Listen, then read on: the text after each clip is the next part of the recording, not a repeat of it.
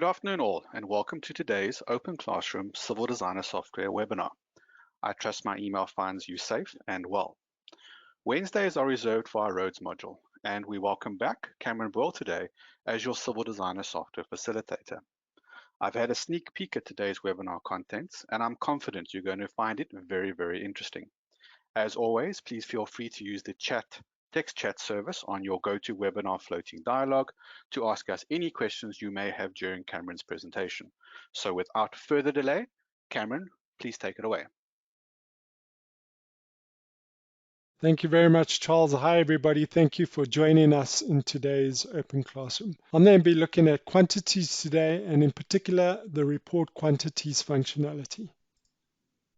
This function is unique to Civil Designer 8.3, and it presents the quantities in a database format. One of the many advantages of this function is it is available when you open up the project. Before we get started on the functionality, what I've done beforehand is I've gone to my CAD mode and I've created an IFC file for explanation purposes. I've gone and specified which geometric data and workflow to use. And because of Civil Designer's full integration, you're also able to export sewer, stormwater, and water data. You can export them as individual IFC files, and I've chosen to negate my coordinates, which will retain the drawing orientation. Ideal for quantity explanations, I've gone and exported the road layer works, and then I've gone and specified a segment length of 100 meters. If you'd prefer to export the entire road as a whole, you could go and make that value 0. You go and specify where to save your project. Take note of my naming convention, and it is an industry foundation class file type. Selecting the BIM naming setup, you can go and customize what codes to use. You can go and specify a document number. In this case, I've designed a public road, and we're looking at road details. Go and specify what IFC format to use, and then you can also go and select the applicable classification codes. Clicking on IFC properties on the top left-hand side, you can see the first 3 entity types are applicable to your road. And with clicking these options on the right-hand side, you can go and select which you would like enabled for the export. Beforehand, I've gone and downloaded a software program that is available for free off the internet called BIM Vision. Let's take a look at it. Minimizing Civil Designer, and then opening up BIM Vision. So that's just a section of my road. What I've done is I've gone and grouped them into different entities to explain your quantities report. Just looking at the different entities on the right-hand side, as I move my mouse, you'll see what I'm referring to is highlighted in green. You are able to work out your quantities between any layers, whether it's in cut or fill. You would go and specify your batter layers and your ground layers. Your report quantities functionality, it will automatically calculate your curbs, whether it's on the outside or the inside of your carriageway. Your components will be calculated with the layer works, and then your different road layers, whether it's on the left-hand side or the right-hand side of your dual carriageway. Further up the road, we'll also obtain your junction quantities. And as mentioned before, these quantities can be measured in segments. Using all these different road elements, you are able to save it all in one database and then have access to it inside Civil Designer with the click of the button. You can see them separately or as a whole. And this information will be available to you every time you go and open up your project. Returning back to Civil Designer, and then going back to my roads mode.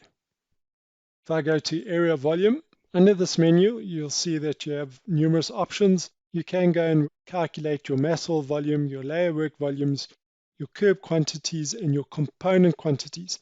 These component quantities are what you go and specify under the component editor.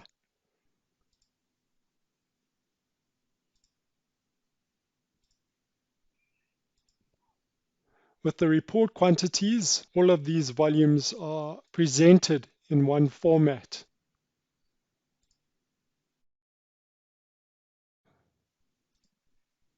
Before you get to a stage in your design where you can calculate your quantities, the designer needs to be aware of which layers you are working with. If I go to the beginning of my design and I select a road file, on the top left there's an option of a control panel. If I go and click on layers, we give you the option of 128 different road layers. I'm going to create a trend, and let's go and put in a hashtag before the two first layers. These additional layers is created in your template editor, and I'll show you how to get them over here. Looking at your template layers, you go to Tools, Template Paths, right-click and go and select Template Editor. Looking at the actual template, there's your pavement layers. I can obtain that from going to Layers and then right-click in here and using the TRH4 pavements or the Pavement Designer. You'll see there's a difference between the left and the right-hand side layers. Once you've gone and done your pavement design, you would then go to Section and go and select Solidify Layers. This is where you go and specify your base and your batter layer and where you would like your template layers to be situated. Another thing I need to mention is if you want your quantities over a specific chainage range, we also give the option to go and segment your road, where you go and specify which chainage range to use.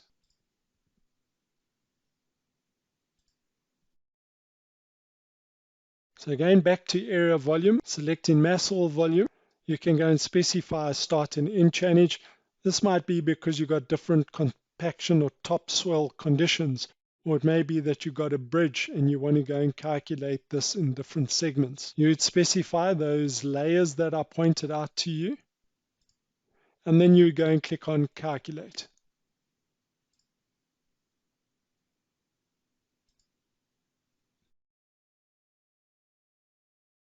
If you like additional information, you can click on the Help button, where we go into a lot more detail as far as your volume calculations. I'm then going to cancel that. Instead, I'm going to area volume again and select report quantities. All the roads in my project will be represented on the left-hand side. If I don't want to use them by default, I can go and right-click and select remove all reports, and then I can go and customize my own report. But more on customization a bit later. If I go back to area volume and select report quantities, by default all my roads are back. If I go and expand Victoria Road, you can see all my symbols here are grayed out. If I want to update, for instance, my areas, I can select only the areas, go and right click and recalculate. Once I've received the green tick, you'll see that it was last updated with a time and date stamp. Alternatively, if I want to update everything associated with Victoria Road, I would then go and right click on Victoria Road and go and select Recalculate.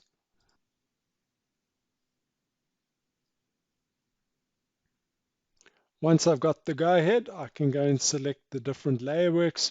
Because Victoria Road is a dual carriageway road, we do go and split, as I pointed out in BIM Vision, the left and the right hand side quantities. Your components are listed.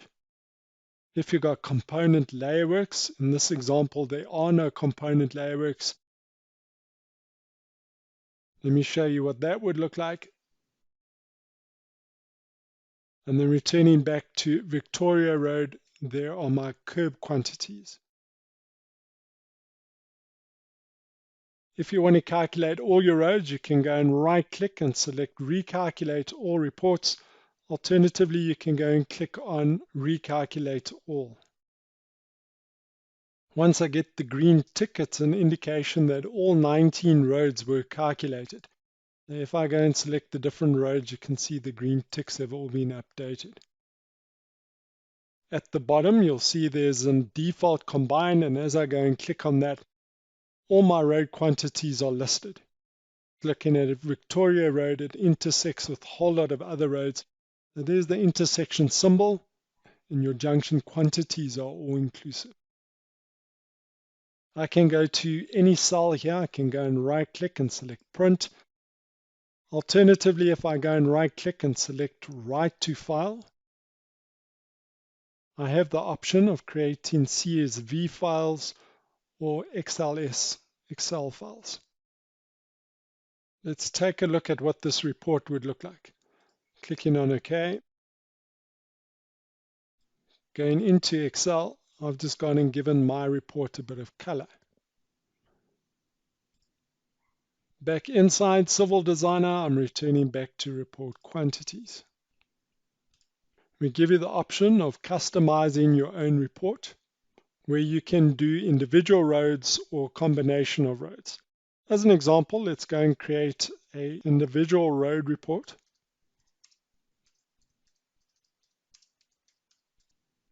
Specify report type of individual road, select Sullivan Street, click on select at the bottom, and then specify which categories you want included in these quantities.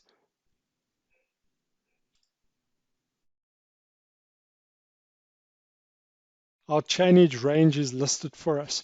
And this is why I pointed out the road segment functionality a bit earlier.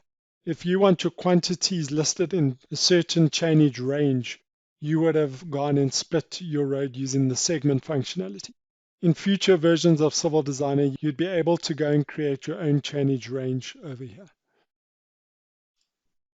So on the left-hand side, you'll see we've got the additional information, and there's the areas for Sullivan Street. Using the same Sullivan Street, you could, for instance, go and specify you want layers.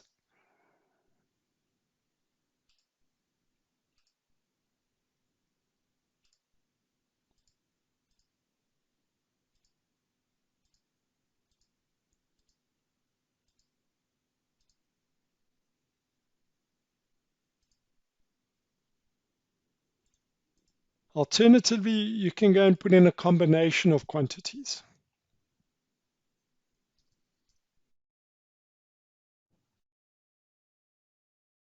Let's do a combined report for volumes between roads 1 and 5, and then again from 11 to 19.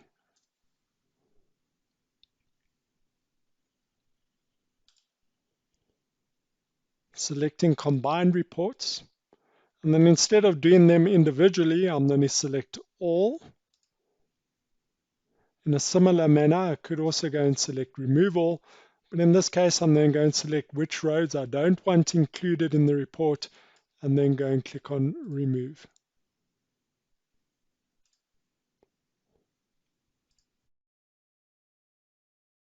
There's all my volumes for the selected road. Right at the bottom, you'll see there's a total. I can again go and right click and go and select write to file and go and create my XLS file. In future versions of this release, you'll be able to select an existing report and easily go and make changes to it. That's all I've got for you for now, ladies and gentlemen. Thanks very much for watching. Until next time, back to you, Charles.